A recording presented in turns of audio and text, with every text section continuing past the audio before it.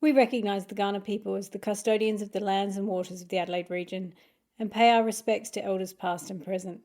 We acknowledge and respect the Kaurna people's cultural, spiritual, physical and emotional connection with their land, waters and community, and we extend that respect to all Aboriginal and First Nations people.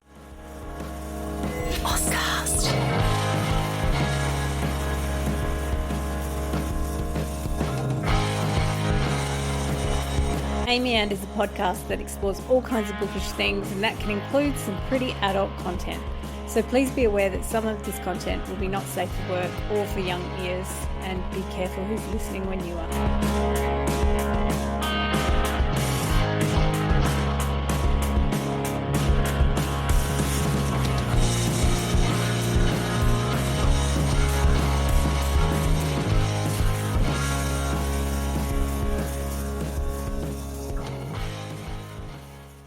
I was going to do it with an accent, and it's gone. I can't bring myself to do Can it. you practice it? Welcome back to Amy And.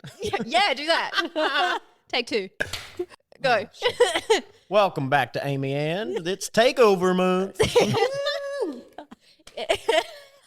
Amy's going on holiday. Yeah, Amy is abandoning us, is what we're calling it, for a while, and so we're taking over this month. That being said, Amy is here. Amy is we're recording this before in advance. The thing that makes it a takeover month is that Amy is so incredible and so accomplished and simply hates to talk about it. So we are going to force her to talk about her own books. Yeah, Hey. exactly. Which always makes her very uncomfortable. Yeah. Yeah. So this will be a good It's a episode. shame I'm not expected to do it for a living or anything. Yeah. So with that in mind, should we acknowledge the reason where we look the way we do? For those No, who let's are, not. let's just. It's sci-fi month. This is how we dress on Thursdays. We all just happen to wear a hat Sci-fi today. month. It's embarrassing. One There of are us has to space change. cowboys. There are space There are cowboys. space cowboys. That dreadful movie with Yeah. Harrison Ford. What, Cowboys versus Aliens or For something? those wasn't who it? are only audio listeners, you're really missing out this week, I feel.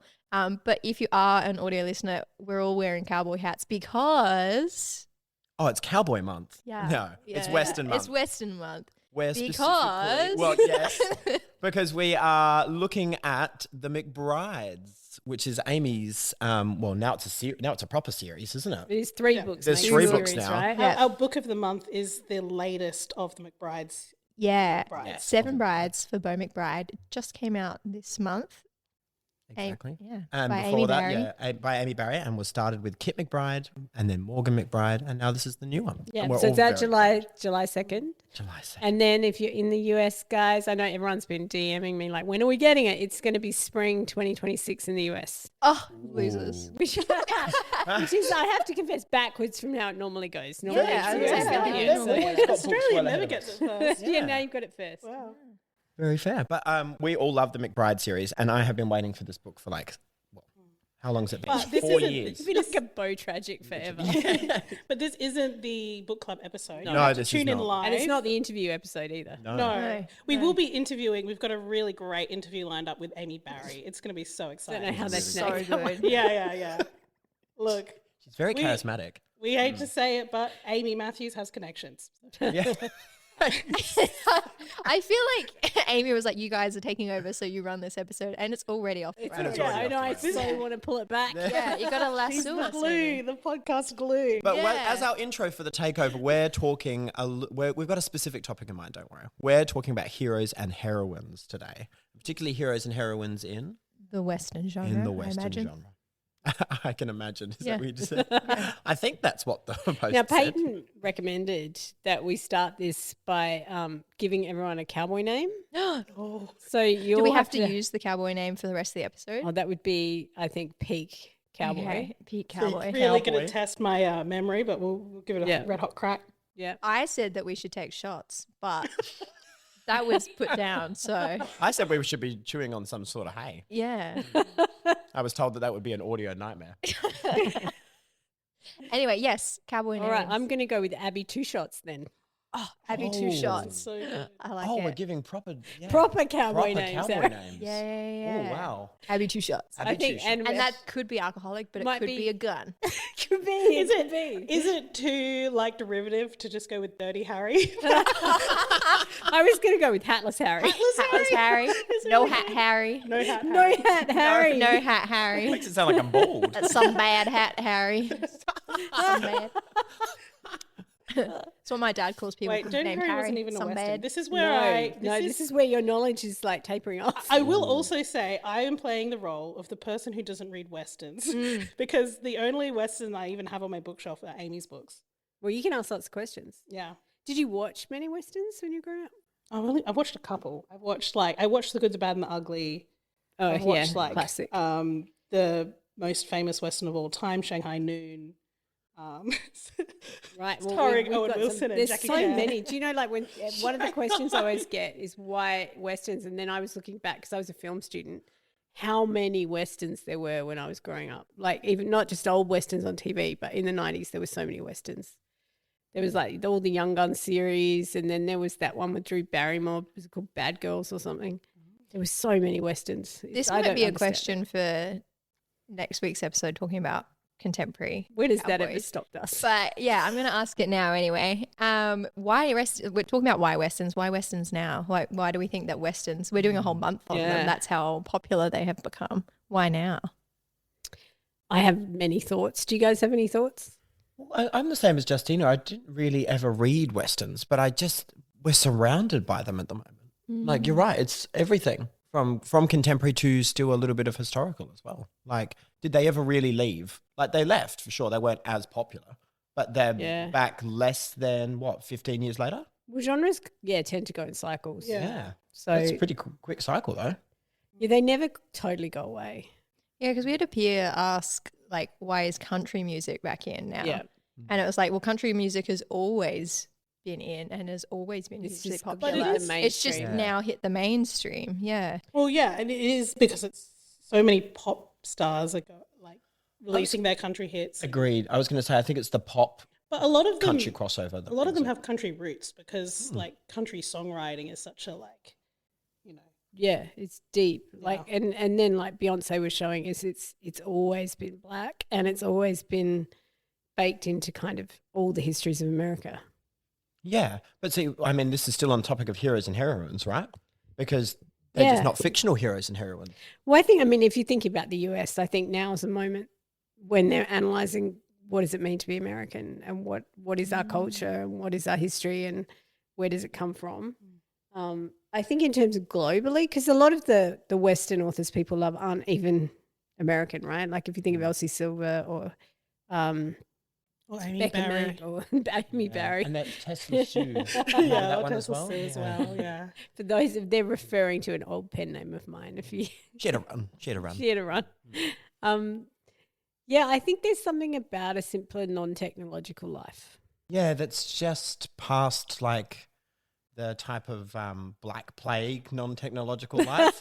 You know, it's still in the modern era. Yeah, it's a little bit further toward the fact that, not everything was going to kill me. Is it just cottagecore with a different hat? Like it's Possibly, that idea of it's rougher with a cowboy cottagecore. hat. It's like, rougher, rougher I think. cottage. Yeah, because Yeah. it's the same with the men that are in these books, right? Is Like, there also they're just rougher. I feel like cottagecore as well got like labeled with lesbians, right? Yeah. And so does that mean cowboys are more accessible to not accessible? Well, I is the think wrong maybe word. not cottagecore so much as trad wife. It's got the trad wife. Trad I will say wife, it's that the idea of a simpler life, though. It does seem that the Western genre has so much more like darkness to it than you would normally get in like a cozy cottagecore style. I think violence is explicit in a Western. Like it's really forefront. Like aggression and violence are baked in. So to bring it to the topic for the week, Yeah. heroes and heroines, do we think that's inherent in the heroes of Westerns, the violence, or is it the setting? I feel like one of the reasons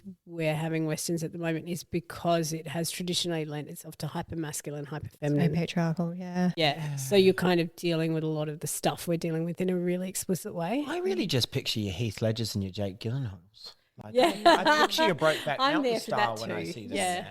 yeah, There is hyper-masculinity and violence, but I don't know. They always seem to look, well, at least visually, soft. Well, I think because since, revisionist Westerns, even going back to the film Unforgiven by Clint Eastwood, there's been a lot of revisionist Westerns now. We're looking at masculinity and looking at, there's a lot written about Westerns about homosociality, that it's a homosocial space, which I think in Australia we're very used to with like our convict narrative and frontier narrative, that they're very masculinized spaces. Which is why it's interesting when romance goes there, because romance is we're talking heterosexual fiction here, obviously, has been such a kind of feminized space exploring women's experience in those power dynamics. And so Westerns, it's very explicit usually. It's also like, I don't know, is part of it this kind of escapist fantasy of going into this world that doesn't have the same structures as our current society. Yep. But part of that is, in some ways, a very colonialist fantasy of, imagine if I was pioneering and I was in the wild and it was me and my wits. And the fiction's very different from the history, right? Because in history, what happens in homosocial environments is a lot of homosexuality. Yes. And there are a lot of stories, and also a lot of identity shifting. There are a lot of stories of transness, actually, of women being men for the rest of their lives. There are a lot of the survival and stuff, right? Yeah, or if their whole family died. There are all these stories about women who, to protect themselves, took on male identities and then lived out their lives as male identities, sometimes married, sometimes. So it's a really interesting space about what happens to this space that starts off with mostly men, which I think we're used to in Australia. Those kinds of, what you get is a culture that is hyper masculinized, but also really traumatized. Yeah, there's also this outlaw vibe to Westerns as well, right? These people that are out there, like you said, with just their wits and their brawn, that are out without any law to stop them, you know? You can be anything you want. You can be anything you want to be out in the Rewrite wild your West, whole life. You Once can do anything. Done some really awful things to the people who lived on the land, and which we just kind of like. I will also say that this having this world be this hyper masculinity and this like very rigid gender roles makes it such a fun play space for playing with gender. Yeah. Yeah, it totally does. When you first wrote your first Western, though, because we're not touching on the McBrides, gonna throw it back. What made you write a Western, coming out of the gates? I always loved historical romance, always read buckets of historical romance from a very young age, and big saga ones, and then the Joanna Lindsay style bodice rippers. And back in the 80s and 90s, there wasn't such rigidity about you write Regency, you write this. They all wrote everything. Joanna Lindsay wrote everything from chic books to Viking books to medievals to things set in the fast, spacey future. A lot of authors roamed across time and space, and she wrote a lot of Westerns. And I think probably being Australian, they appealed, I really chafe at the Regencies and the kind of later, the Victorian era ones, unless they're not the rich people. I don't mind a Victorian era where they're working class. That I'm there for. But I find ballrooms really boring. There are some books I like that are Regencies, but on the whole, they feel to me very luxurious and a bit trivial. And whereas I felt when you go to a Western, it's all out in the open. This is colonialism. This is where the money is coming from. This is where the damage is. This is what gender is. But also you can be working class and actually make a good life. I think they talk more explicitly about things like violence against women, about the marriage economy. I write mail order bride books. And even with Tesla, so the second book was a mail order groom book. And the idea that marriage is this exchange, and it's all very out in the open. And I really enjoyed kind of playing with that. I'm sure there's a place for a great Regency, but I felt it just doesn't suit my style. I've got a blunter style, I think. That's fair. I agree. I would agree, having read most books. I am. Yeah. I think there's a gloss and a shine that goes over a Regency. Not a subtle person. Yeah, I don't do subtlety well. Kind of cleans up some areas of ambiguity. And but I also wondered, from people that do read Westerns, do we think that gloss and shine has moved into contemporary Westerns as opposed to what it was 10, 15 years ago, back when the genre was I feel like we've managed to stock the couch with people who don't really read Westerns. And if Peyton was here, she could answer this question. How terrific, though. Maybe that's one for the contemporary Western. Yeah, maybe that's one for that episode where we have experts who read lots of Western. I'll write that down. I feel like there's still a desire for roughness. Like I think you get a lot of rodeo riders. You get a lot of like I think even if he's a farmer, there are certain. Okay, I'll throw this to you guys. Yeah. What is sexy farming and what is unsexy? Like what can you do? Like a cattle rancher obviously turns up in every book. Oh, people love the idea of a cattle rancher until the cattle rancher has to check if like the cow is pregnant. Yeah. Puts on the glove up to the shoulder. The big glove comes on. Jesus. I was only thinking about sexy farmers the other day because I watched all of every day. I watched all of the new season of Clarkson's Farm, like Jeremy Clarkson's Farm, where he goes through like this is how it is in the UK. Oh my god! No, this is an unusual thing. Absolutely fascinating. I can't get enough of it. And I was thinking, like, why do people find this like an attractive thing, right? And I think it is because it's like without all the ugly bits that we were just talking about, putting that elbow length glove on and going into an animal. No shoulder length. Yeah, you want it longer than the elbow. It's shoulder length. Elbow length is not long enough. Elbow length? Oh, shoulder length. Yeah.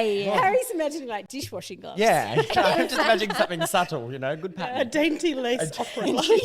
Yeah. Not the place to put that, Harry. Oh God, come on. No, but I was like, I think there is a masculinity to this that people really find endearing and attractive. Yeah. And I've just never been able to see it. I feel like this is a first draft thought, that the masculinity that people enjoy in these Westerns is no different to a lot of the other masculinities. They just can be a little bit more, explicit with how patriarchal it is.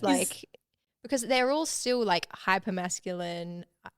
I don't know. I'm struggling with the thought, but I agree with what you're saying. Is that masculinity something that you also see in the heroines? Yeah, they are tougher. I think it's not very common to get a heroine who's like, oh, my boots are dirty. Like they tend to also muck in, right, and do things. But I was also thinking when you guys were talking that the Western, thinking about that homosociality, one of the things about that is that men don't have language for their emotions and that they repress emotions and they have to be tough in front of other men. And it's a lot about front and it's a lot about, if you read your bell hooks, it's all that stuff she talks about in The Will to Change. But I think so a Western hero, one of the reason people love him is because he's like, Harrison Ford is this actor too, if you go back in time, is someone who's full of emotion, can't express it, I really like you, but I don't know how to say it and I don't know what to do. And I'm like big and clumsy and like really vulnerable. And there's something about the mix of like the inarticulate vulnerability with the masculinity that people love. Yeah, that's interesting. I find as well the men in these are often not like isolated, but they don't have huge connections because they're on their ranch or something, very right? lonely, They're very lonely, which I think plays into how their masculinity and how their emotions are expressed as well. What do we think then we do with the setting of this?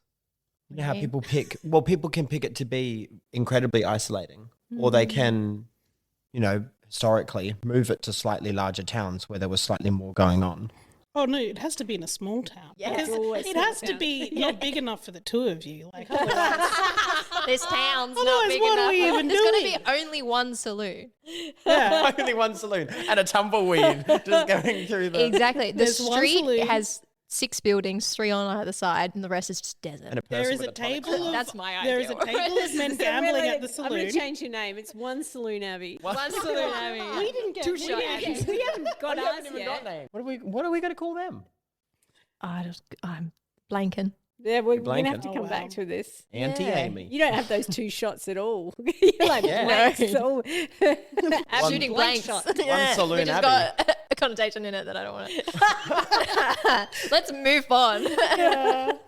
So I'm really interested because we're speaking a lot about like when we talk about gender in these, people gravitate towards the masculine gender and like what are the men like in these novels. But I am really interested in the heroines because I feel like you've written, and we're not talking about the McBrides, but to talk about the McBrides, every single one of those heroines, it's different. Yeah. In how masculine they are, how feminine they are, or what kind of gender stereotypes they fit into. And like, how much leeway is there in a Western to play with that? think people in Westerns, readers of Westerns, really like, I'm going to use a word you're also going to find problematic, but they like a bit of spunk, right? They have to be women who have sass, right? Who have backbone, Maddie in the first McBride book is probably the least of those. She's probably the gentlest, sweetest one.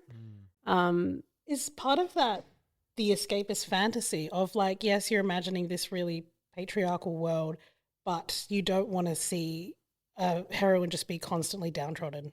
Yeah, well, I've said this a few times in other interviews about when I'm interviewed, but I think of Anne of Green Gables as like a feminized Western. It's a domestic Western, because you're looking at a similar time period, and this was the experience for women on the frontier, right? Is like building township and community and trying to replace the kind of civilization, putting that in scare quotes if you're listening. So I've often thought about how you start to collide the kind of feminized Western with the traditional Western that we're used to seeing. And I think, so much of that is about what kind of heroine have you got. And then, as you said, Abby, I think a lot of Westerns show a range of femininities and maybe less range of masculinities. Yeah, I really feel like, and I don't know if it's I would argue it's not a range of masculinities. I find they're all very stereotyped. Yeah, they are. Yeah, especially when you go like outside of romance, for example, and you just look at your stereotypical, like, I really like Lonesome Dove, but that's like very stereotypical to me of what people imagine a cowboy is. Yeah, because Larry I feel like they're very samey. Very obsessed with the damage that does to men, I think. Yeah. Like Gus and Call in Lonesome Dove, like Call is just so damaged. Like he's unable to even know his own emotions. Do you think we want those spunky, like feminine heroines because of how rough we believe the West would have been? And because that's what needs to come up against the patriarchy? Or do you think it's because the West is the idea of the West is this really weird place where like a shit ton of cultures all came together to what they were calling like the New World? Yeah. And so you do have a whole range of femininity just because most people pick a very different person from a very different place and time. I think in actual fact, if you think about actual settler colonies, the kind of people who did it, like, you've got no room to be a girl. That's so fair. Like it's work. I was thinking that our contemporary understanding of what femininity is would be different, but also our contemporary understanding of what femininity in that time and place is different probably to what they thought of it as. Yeah. Because femininity probably didn't, like, maybe it doesn't necessarily mean like, oh, I don't want to get my hands dirty, I don't want to work. Again, this is a very sexist ideology of what femininity is. And also it's very classist, right? Yeah. Yeah. But like, maybe the thought will complete itself if I just keep talking. I know what you mean, though. No, I know what you mean, because I don't think they at all would have conceptualized femininity the way we are. And I think a lot of our idea of femininity in the West is coming from like 1950s American movies and TV shows. I just did an event last year for, got to remember which book, Marrying Off Morgan McBride, I think, in Sydney, where they did a showing of Calamity Jane. They did a film screening, and I did a book talk, and then we screened that. And it was really funny because I love that film, but what really irritates me at the end is that we see her all dressed up she's just gotten married, and she just looks like Doris Day as we imagine Doris Day, like beautifully made up, beautiful big dress, like, and it's like, no, I want her at the beginning of the film. I really liked her at the beginning of the film when she's in her buckskins and she's rough as nails. She's funny, she's sassy, she's tough. I want that at the end of the book. So I am thinking about that when it comes to Junebug McBride, that I don't want to clean her up. Please don't. It reminds me of Elizabeth Swann in the Pirates of the Caribbean movies, is all I can think about. Yeah, she gets all like rough and down and starts fighting, and then in the end, the final thing that you see is her like running over the hill in this great big ball gown. And I'm like, what the fuck happened to the swashbuckling pirate? Have I forgotten these movies? Doesn't she just become like the pirate emperor or whatever? Yeah, as I say, I don't think that's the final. Yeah, 2 movies later in movie 5. Oh God, they brought out. There's the issue. It ends at 3. She returns back, and I was told that she's coming back, and I thought, what a great movie. And there she is, running over in a ball gown. Yeah, all because she's had a child as well, mind you. I was like, what a destruction of this person's individuality. Movies. There's only 3. There is such really a fine line between pirate and cowboy, but There is a fine line. Yeah. I mean, they crossed it with cowboys and aliens. one's on land, one's on sea. God.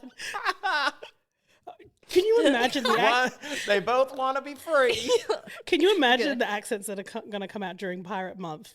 Pirate Month. Anyway, Pirate but Month. I do think that's We do have to interesting. talk like a pirate month. You really do. It's not even Pirate Month, it's just Talk Like a Pirate Month. We'll have different hats for sure. Yeah. But I was going to say there is that interesting connection of it's like the outlawness, the lawlessness, the like that pursuit of freedom and what freedom means. Yeah.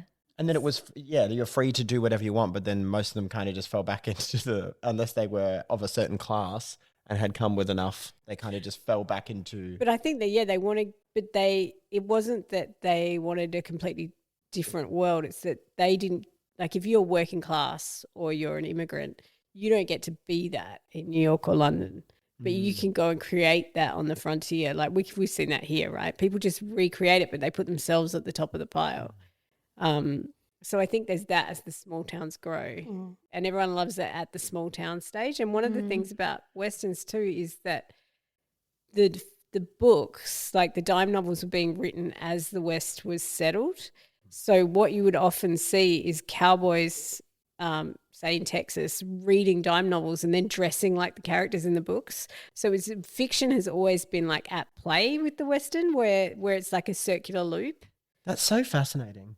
That is so interesting, yeah. Can you imagine that? Like if we started writing books now and then people started dressing like our characters and then it becomes like a guess it worldwide trend. happens. Do they not? Yeah, I guess feel it like they do. Yeah. It does. What? We even do like big balls so that people can dress like their favorite fantasy characters. I've seen some of those balls and We're not going to get into them because that could be a whole episode on its own. I have some thoughts. How funny. But what's with the technicoloring then of it? Do you think it's that? It's fiction's Well, I don't think impact on it everyone as it happens? technicolors it. I think I technicolor it. I think it's pretty prominent though. I think it depends on maybe the genre because some of it, like if you look at Elsie Silver, and this is where we might talk to Peyton about this as well in the next episode. But, like she's dealing with some contemporary issues and it's grittier than mine. Like I think mine are very Technicolor because I grew up with Technicolor musicals and I love them. When I think cowboy, I go like historical cowboy. I don't go, he's a bull rider in like the 21st century. Yeah, I know that is still cowboy. That's still Western. And that's the most of what's being consumed. Like most of it's contemporary cowboys. Really? Be interested in, I suppose, in both historicals and the contemporary ones. Is there like a lot of First Nations stories and First Nations Westerns? Because that's the thing I can't wrap my head around, or I can wrap my head around it because it's true of many countries, is that this fantasy of making a life, of having this freedom is like predicated upon invasion, colonization, and violence. Yeah. Exactly. Well, I think the Western has, and First Nations Americans, like American Indians, have always been visible in the Western, whereas in Australia, I think we've often erased Aboriginal people, but they were put into a certain role of like violent, right? Like violent aggressor, which is actually not what the history shows.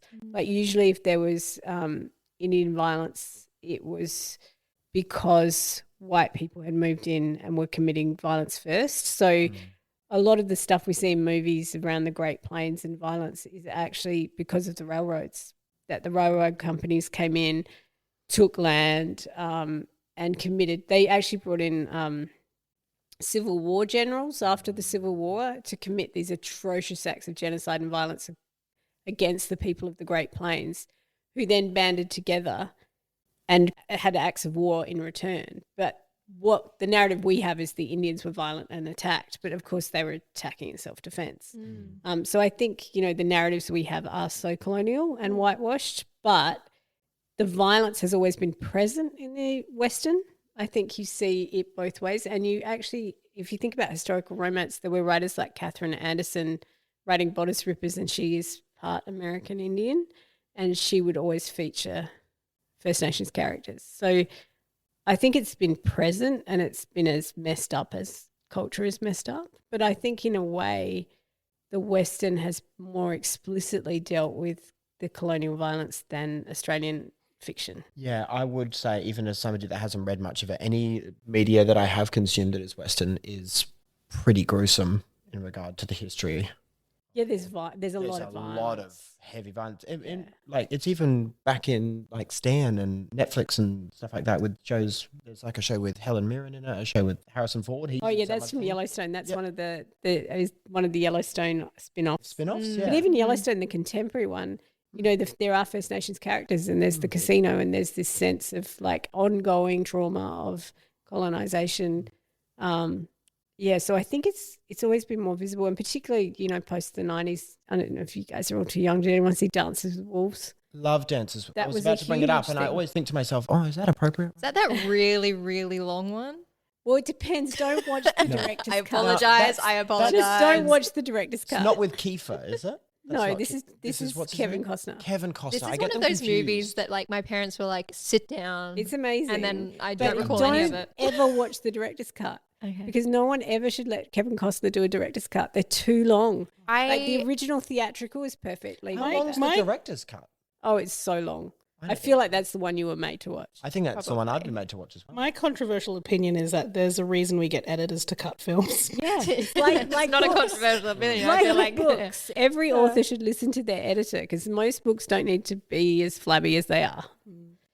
Flabby. Well, it's the same with film. It's like, you let the director do an edit, and most of the time it's terrible. Donnie Darko is another one. Do not watch the director's cut.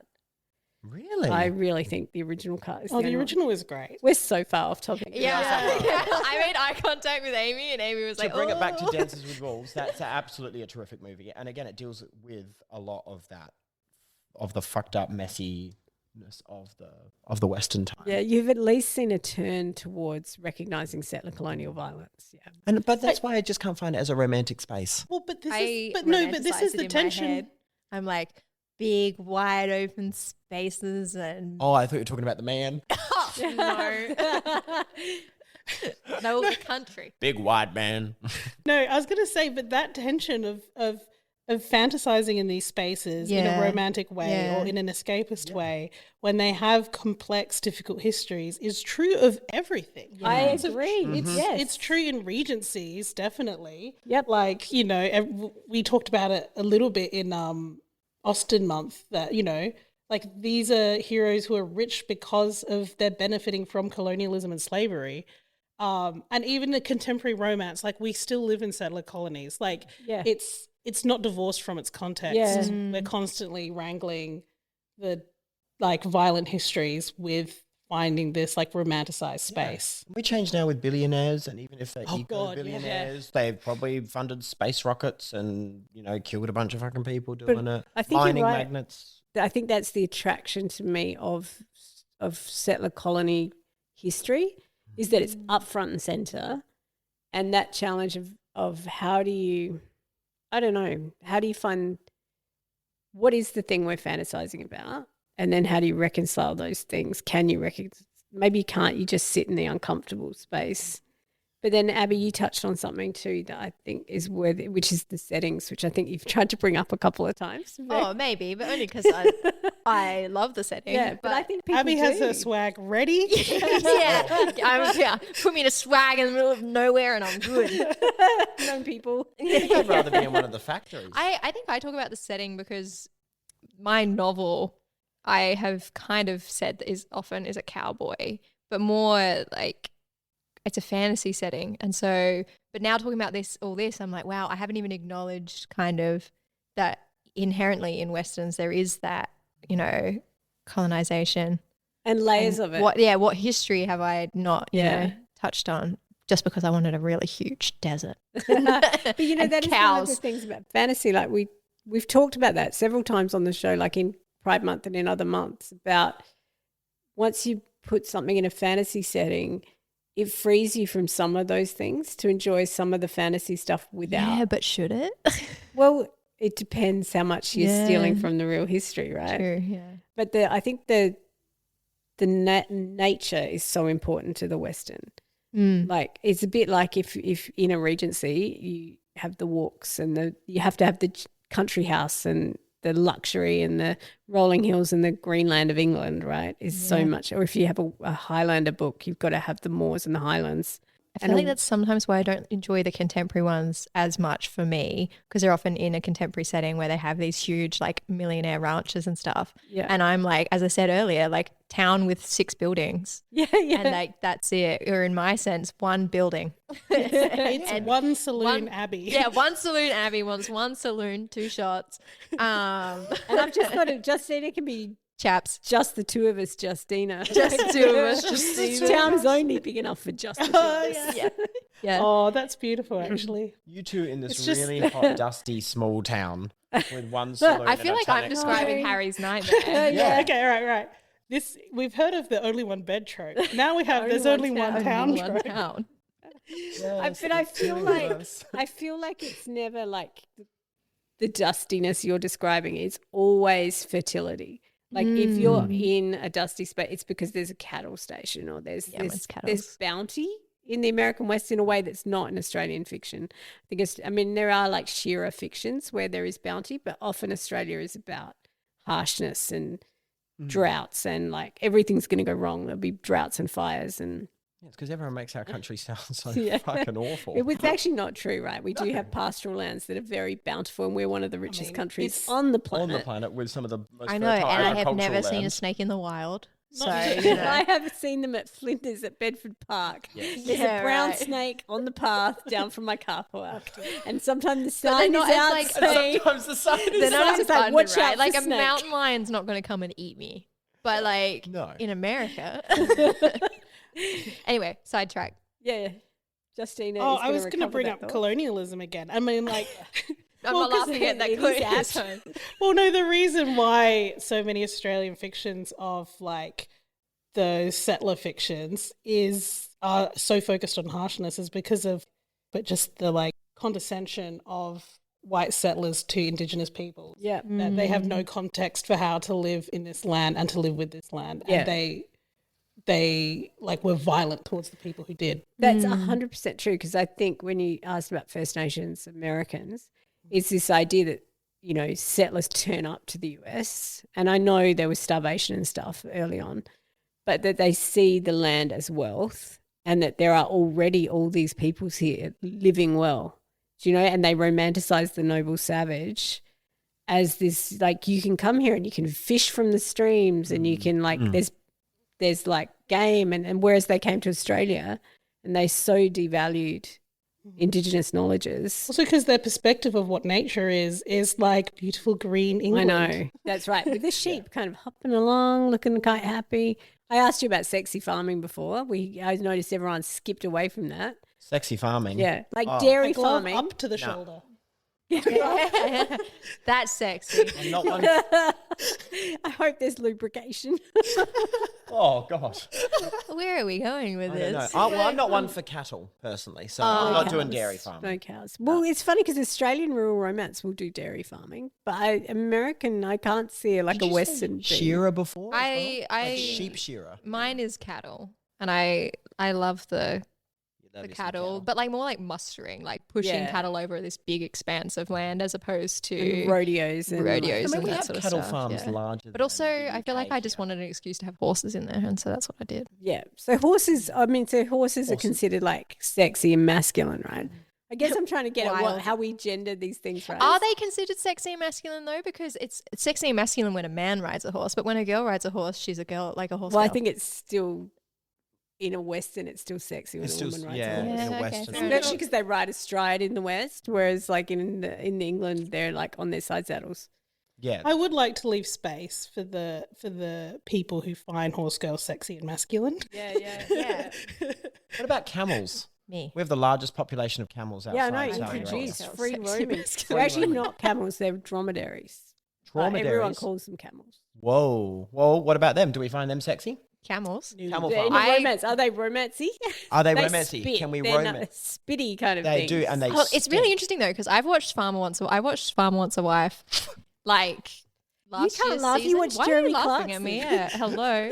No, Yeah, you but talked about I sexy always farming and brought up judged Jeremy Clarkson. It's a sin. I always judged which farmer was sexiest based on what farm he had. Like he's got a watermelon farm. Ugh, Oh, so boring. watermelon He's not farming's not sexy. in. He sits in a truck all day and like drives along the crop. What were the sexiest then? Well, See, she's proving my point here. There's a hierarchy of sexy. there's a hierarchy of sexy in farming. What were the sexy ones? Oh, well, you know. Okay, what horses. vegetable can you do? Vegetables we find sexy. I would think watermelon looks like a nice, clean endeavor.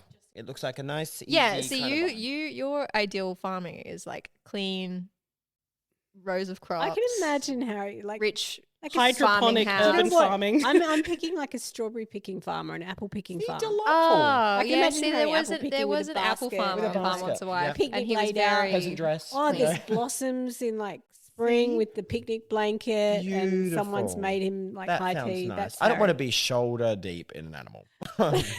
I'm sorry. I feel like I want a dam and a dog and a horse. Maybe I just want to live on a farm. Well, maybe you And want to that's be the farmer. Maybe I want to be the farmer. That is the title of this episode. Damn, a dog and a horse. Justina. I've gotten so distracted. I'm like, Abby's going to be on a show that's Wife Wants a Farm. Wife wants a farm. Wife wants a farm. Yeah, I don't need the man. I just want the farm. Just the farm. Yeah. I feel like you could write mail order bride books then, because I feel like most of the women going into these relationships just want a life. Oh my gosh. Farmer Wants a Wife is just a mail order bride book. Discuss. Yeah. Yes. Yes. Discussion We had. televise it. Yes. Yeah. What about you, Justina? Is there like a farming that you could find attractive in a romance? I feel like the like cottagecore lesbian stereotype is like chickens, which absolutely no for me because one, you have to wake up so early to feed them, and I don't do mornings well. You could just stay up all night and then feed them. That's true. But the other one is that chickens are so vicious. I was about to They say, are. there's something about I don't like chickens their being feet. associated with cottagecore when like chickens Oh are my evil. gosh, they are brutal. They're will brutal. Geese are They will worse. just Also, you have to, like, when they know. get, like, stop laying and get pretty, you have to put them down and stuff. I couldn't do that. No, you just let them get Wait, old. what? And die You on have to their kill own. them if you don't. If you They want. stop all the other ones laying. Like, they? it's a whole thing. Oh, this is No, so again, they I'm- don't. They Oh. do. I've They heard don't. people talking about this. I have chickens. Has anybody seen a rooster up in person? And they keep laying until Yeah, they. yeah. Holy shit, they're big. But this is tangential again. But whenever people talk about like alpha males and stuff, and they're talking about wolves, which is based on this study that was proven that's to be wrong. inaccurate because Yeah. it's based on wolves in captivity, I constantly think, well, the animal you're thinking of is chickens. Like these men, they want to be the boss They wanna be chicken. the They want to be chicken. the rooster. Not even the rooster. Not they even want to the be rooster. the No. boss hen. yeah. Head Yeah. cock. Head hen. Head cock. Head cock. Not cock, though, because that's the rooster. No, that's the Oh, rooster. the rooster's the cock. Yeah. We have really revealed how much Amy's the glue that holds this podcast together. Yeah, this episode has been a little ranty. Which is must kind of say. funny given this is the takeover episode and she's about to leave. Yeah. Oh, I'm looking forward to this book club. Yeah, So yeah, much. yeah. We're going to be really on topic.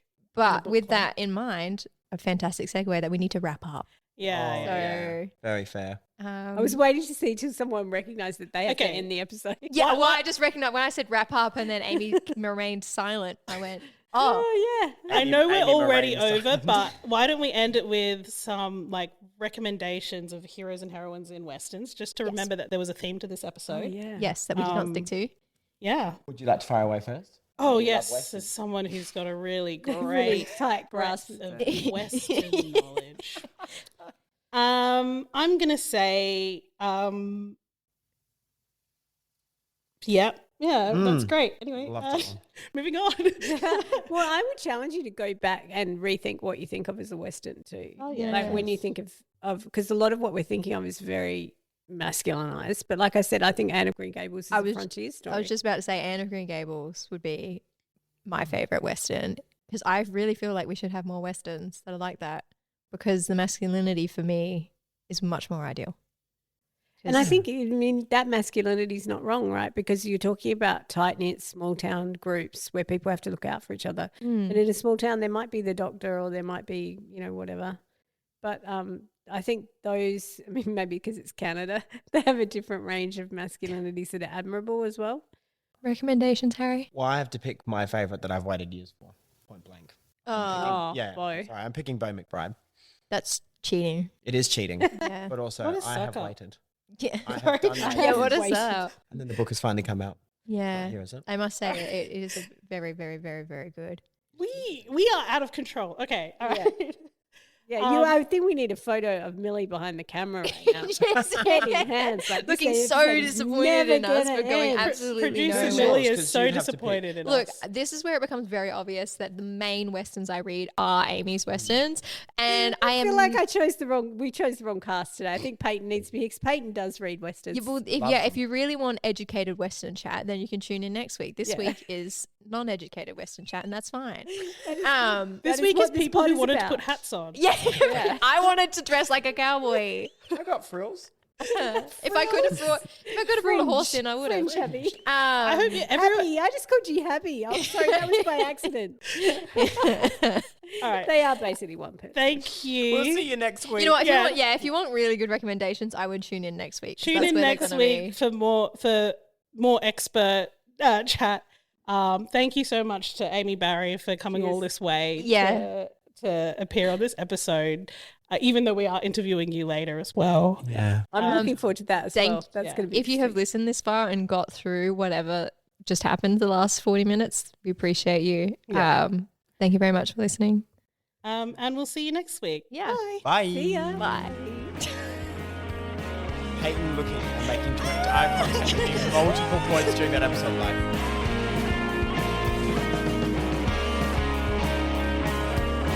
Amy And is hosted by Amy Matthews, Abby Guy, Peyton Hogan, Justina Ashman, Harry Stewart, and Millie Heffernan.